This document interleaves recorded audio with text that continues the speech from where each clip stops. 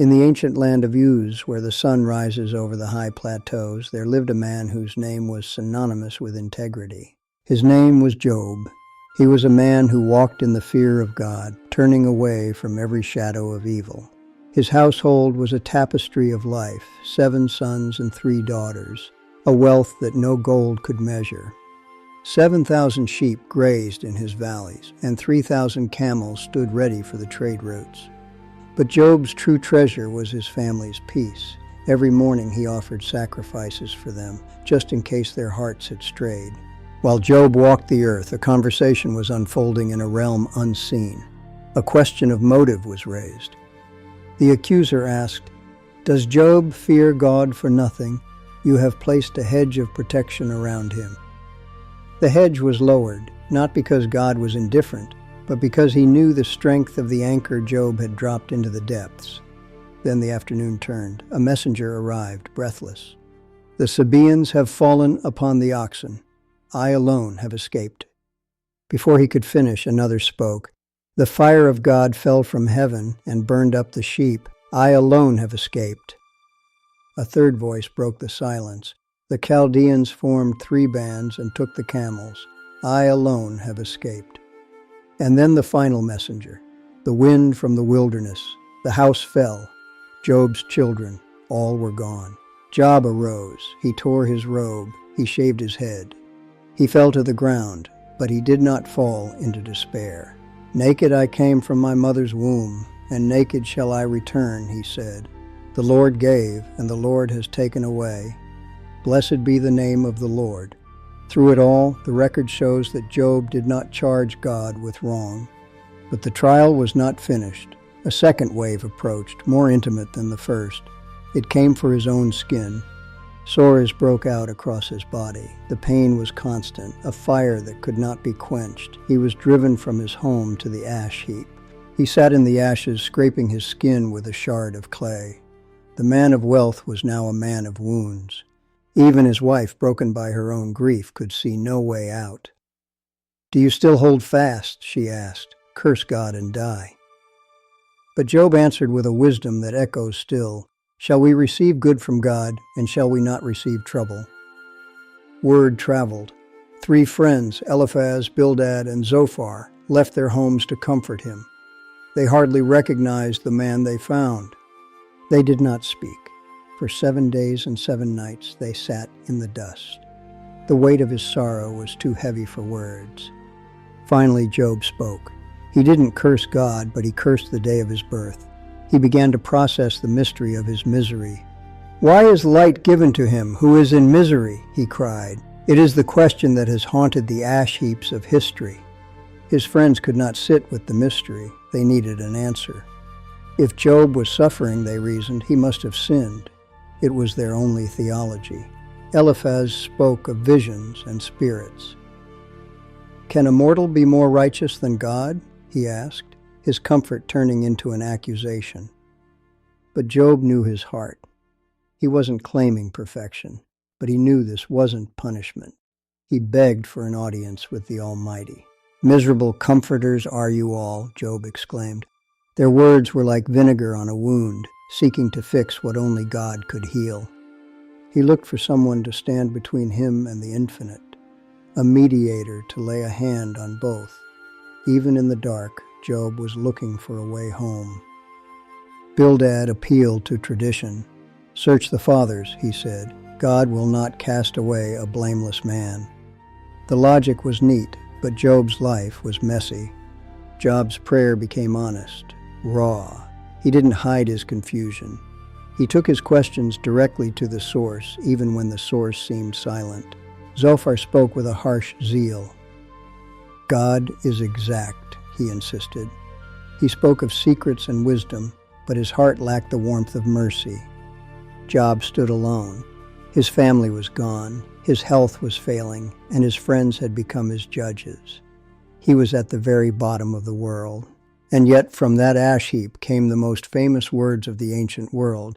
"I know that my Redeemer lives, and after my skin has been destroyed, yet in my flesh I shall see God." Job saw beyond the immediate pain to an eternal hope. The argument circled. The friends spoke of the wicked always being punished, but Job pointed to the world as it really was, complex and often unfair. In his final defense, Job laid out his life. He had been a father to the fatherless and a light to the blind. He rested his case in the hands of God. The three friends fell silent. They had run out of reasons. They had run out of accusations. The stage was set for the final voice. A storm began to gather, not a storm of destruction this time, but a storm of encounter. The atmosphere of Uz changed. A younger man, Elihu, spoke. He was angry at the friends for their failure and at Job for his questions. He spoke of God's greatness. "Behold, God is great, and we know him not," Elihu cried. He pointed to the rain and the snow and the thunder as evidence of a wisdom beyond man. As Elihu finished, the clouds parted. The whirlwind had arrived, and for the first time, Job heard the voice he had been longing for. Who is this that darkens counsel by words without knowledge? The Almighty did not come with an apology. He came with a revelation. "Where were you when I laid the foundations of the earth?" God asked. He took Job on a tour of the universe he had spoken into being. He spoke of the morning stars singing and the sons of God shouting for joy. He spoke of things too wonderful for Job to understand. "Have you commanded the morning?" God asked. "Have you entered into the springs of the sea?" Every question was a reminder of the scale of his care. He spoke of the treasures of the snow and the paths of the lightning. He showed Job a world that was teeming with his attention. Who has cleft a channel for the torrents of rain and a way for the thunderbolt? Every flash of light is known to him. Has the rain a father, or who has begotten the drops of dew? God asked, reminding Job that even the smallest drop is an act of will. God spoke of the mountain goats and the wild donkeys. He spoke of the ostrich and the hawk. He showed Job that his providence extended to every wing and hoof. "Do you give the horse his might?" God asked. He laughs at fear and is not dismayed. The strength of the wild is a gift from the Creator. Is it by your understanding that the hawk soars? Every wing that catches the wind is guided by a wisdom deeper than our own. He spoke of the behemoth and the leviathan, creatures of power that Job could not tame, but that God held in the palm of his hand. Job was silent. "Behold, I am of small account," he said. "I lay my hand over my mouth." He had found his answer, but it wasn't a reason. It was a person. "I had heard of you by the hearing of the ear," Job confessed, "but now my eye sees you." The pain remained, but the distance had vanished. The record shows that the turning point for Job happened while he was still in the ashes. His restoration began with his revelation.